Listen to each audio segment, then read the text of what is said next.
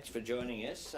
This afternoon I have had two bilateral meetings. My first face-to-face meeting with the President of the Republic of Korea, President Lee. Our first in-person meeting after we had a very warm conversation on Thursday. I congratulated him on his election, and he and I, I'm sure, will develop a very strong relationship. The Republic of Korea are important economic partners of Australia. We have significant economic relationship. We're a reliable supplier of energy to Korea, and Korean investment through major companies in Australia, including the potential for green hydrogen that he spoke about as well as of course investment in our defence and security.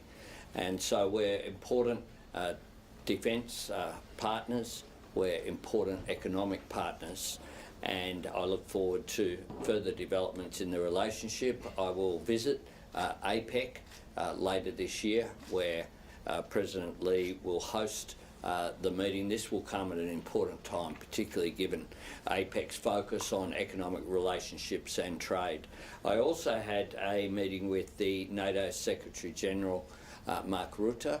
I have met the Secretary-General many times in his former capacity as Prime Minister of the Netherlands. Australia, of course, not a member of NATO, but we do participate. I expect that the Deputy Prime Minister, Richard Marles, will attend the NATO summit.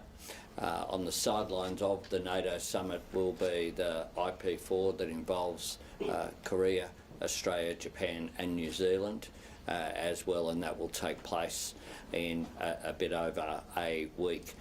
We spoke in particular about the security relationship in Europe, and in particular about the ongoing impact of the Russian invasion of Ukraine. I reiterated Australia's support for the people of Ukraine as standing up for not just their national sovereignty, but the international rule of law. Australia, of course, has committed something in the order of $1.5 billion to provide support for the Ukrainian struggle, which we regard as being very important, a democratic nation defending its sovereignty, but also standing up against or in favour of the international rule of law. And I reiterated a statement that I've made before, that Australia, should a peaceful resolution be found, would be willing to consider any invitation to participate as a member of the coalition of the willing that has been convened by President Macron and Prime Minister Starmer. Happy to take some questions. There, and we'll go around. Yeah, just sort of events this morning and leading into your meeting with Trump tomorrow. Mark Carney didn't get very far in terms of his trade discussions with Trump. They sort of agreed to keep talking.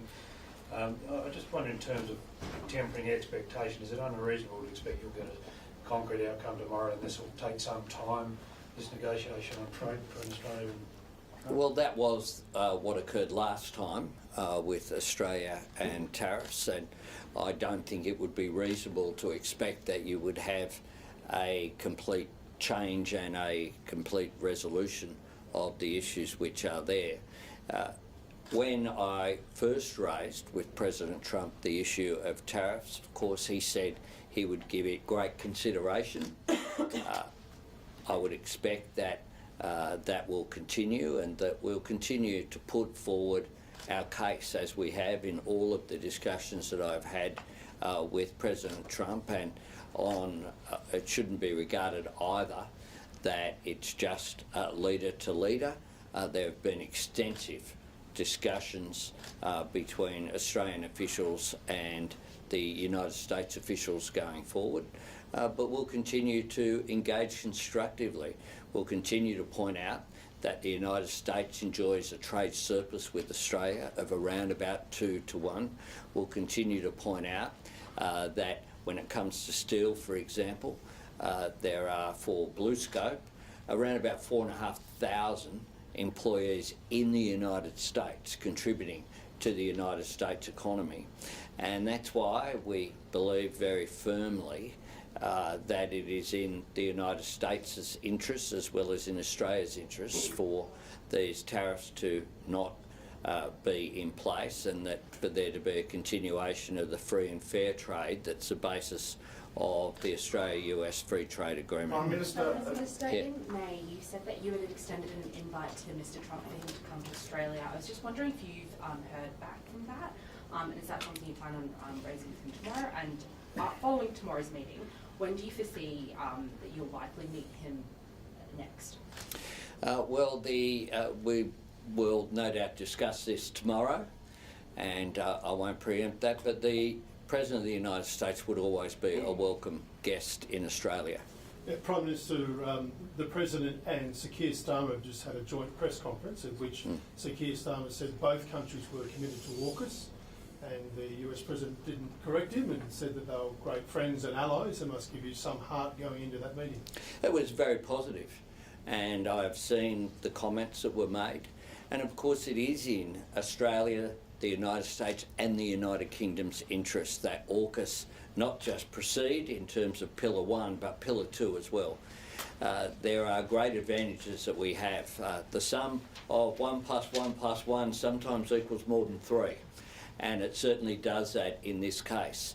The advantage for the United States, of course, is getting access to the upgraded facilities that we'll be putting in place at Henderson, for example, just one advantage, which will mean that American subs can stay in the water for longer, and that their maintenance is much more efficient, and their capacity to be in the Indian Ocean and in the region around Australia will be much greater as well. The cooperation that's occurring across the 3 countries, where you have 120 Australians currently in Hawaii assisting with the maintenance of the US Navy. You have hundreds of Australians in both the United States and at Barrow in the United Kingdom, picking up skills, engaging with each other as well, has the capacity to lift up the capability of all 3 countries, and that is why we support AUKUS, and that's why I'm confident that all 3 nations will continue to provide support for it. How important is Keir Starmer then to keeping the AUKUS deal together in your view? Has he been advocating hard for it? Keir Starmer's a big supporter of AUKUS, and we have a very good relationship. I have a good relationship with Keir Starmer. We talk pretty regularly. The Trump meeting is one of the final things on President Trump's agenda before he rushes off. Are you concerned at all that you'll get your whole full time slot with him? Oh, look, I look forward to the meeting, and I look forward to it taking place. Pam, if I could just ask, the US and UK have done a deal on steel and aluminium quotas, so that a certain amount of UK steel would be exempt from tariffs, basically, as long as there are assurances about the supply chains within the UK and what have you. Is that the sort of deal that you would potentially look at doing with the US, whereby at least some of the steel and aluminium going into the country would be exempt from these US tariffs? The UK deal has other provisions with it as well, including provisions that are different in terms of Australia. Australia as an island continent, for example, we are particularly careful about our biosecurity laws. Particularly careful, for good reason. We have a pristine natural environment that is a huge advantage for us, and so when it comes to agriculture, we will be very careful that we ensure that that continues to occur. But look, we'll engage in good faith on these issues.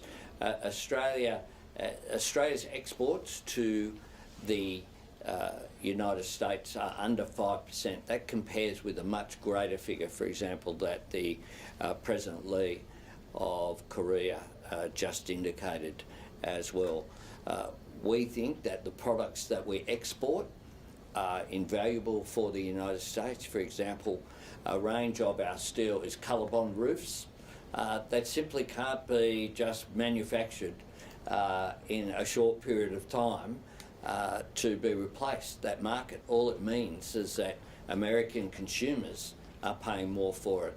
We don't see that that is in the interests of either the United States or Australia. Prime Minister, you just met with Michael Richard, who has called on NATO nations to dramatically lift their defence spending. He set a target of about 5%, which includes some sort of different categories. But I'm wondering in your meeting if he offered any reflections on Australia's level of defence spending or any advice for us in this very difficult strategic environment. No, he didn't. But he'd be conscious of the fact that we have increased our defence spending by $57 billion over the next 10 years and by over $10 billion over the forward estimates. Prime Minister, Iran has just launched a new round of missiles. Israel appears to have struck an Iranian media outlet. A woman was on air at the time and it appears had to run out of the live broadcast. Do you have faith that the G7 meeting can come up with something to try and stop this death and destruction? Well, we are deeply concerned and we have urged all parties to prioritise dialogue and diplomacy. The safety of Australians is, of course, our priority at the moment, and I reiterate that our advice is do not travel to Israel and Iran. We want to see peace and security in the region, and we want to see a de-escalation. Prime Minister, have you prepped differently for this, what looms as one of the most important meetings of your Prime Ministership with President Trump tomorrow? Have you sought advice from people who know him or have worked with him before, people like Greg Norman, who you met recently, Joe Hockey and others? What's been your approach and preparation to this meeting? I always prep seriously for meetings where I'm representing Australia. I've just been through a test. It's called a federal election. 37 days, some days 3 press conferences a day, engaging in a way. I don't just talk to friendly media, I talk to everyone and participate across the board, and I of course have engaged with Ambassador Rudd is one, for example, who is has I think an extraordinary capacity in terms of his skills and knowledge of the United States system. I've engaged with others as well across the political spectrum, and that is something that I do, as well as engaging with, yes, I've engaged with people like Greg Norman. I was in contact with him in the last week as well, and I've engaged as much as possible because I think that I have a great responsibility. I take that responsibility seriously, and I look forward to tomorrow's meeting, and not just with President Trump. It is important to say that tomorrow as well, I'll be meeting the Prime Minister of Japan. I'll be meeting with the European leaders. I have a dinner that I'm about to go to now, a reception with a range of leaders as well, including the partners of who've been invited here to the G7, and so these meetings I find very useful. I think that in part I develop relationships with people by just dealing with them in a straight way. Prime Minister, And that makes a big difference. Thank you very much, everyone.